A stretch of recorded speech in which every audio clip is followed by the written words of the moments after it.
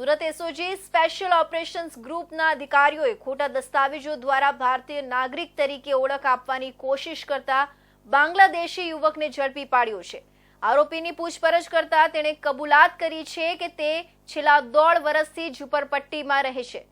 બાંગ્લાદેશના એજન્ટને 1000 ટાકા એટલે કે બાંગ્લાદેશી કરન્સી આપીને સાતખીરા બોર્ડર મારફતે પશ્ચિમ બંગાળના બાંગોનમાંથી ગેરકાયદેસર રીતે ભારતમાં પ્રવેશ કર્યો હતો।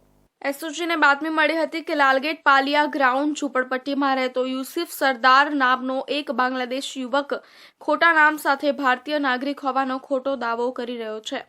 બાતમીના આધારે એસઓજીની ટીમે લાલગેટ ખાતે પાલિયા ગ્રાઉન્ડની ઝુંપડપટ્ટીમાં દરોડો પાડ્યો હતો।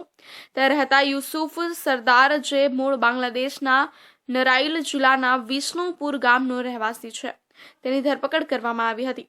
આરોપી પાસેથી બાંગ્લાદેશના પાસપોર્ટની ઝેરોક્સ, ખોટા નામે બનાવેલા ભારતીય ચૂંટણી કાર્ડ, ડ્રાઇવિંગ લાયસન્સ અને આધાર કાર્ડ તથા એક મોબાઈલ ફોન કબજે કરવામાં આવ્યો છે।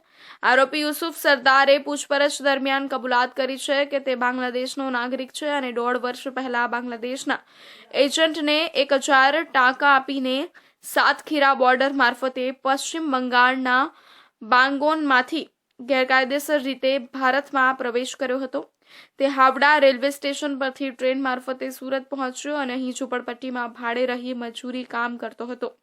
યુસુફે પોતાના નામ અને ઓળખ બદલવા માટે ખોટા દસ્તાવેજો તૈયાર કર્યા હતા।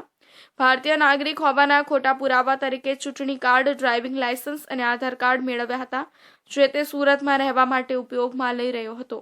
एसओजी द्वारा जो फॉरेन नागरिक यहाँ पे अवैध तरीके से रहते हैं, उन पर कार्यवाही चालू रहती है और बारंबार हमारी वॉच रहती है। उसमें हमको एक तमीम यूसुफ सरदार करके जो बरीमाता रोड पे रहता है लालगेट पुलिस एरिया में, तो उसकी पूछताछ की गई तो उसके पास बांग्लादेश का भी आधार मिला और भारत का डुप्लीकेट आधार कार्ड मिला। तो एसओजी ने उसको पकड़ के उसके कायदेसर की कार्यवाही की, फॉरेनर एक्ट के तहत कार्यवाही की है।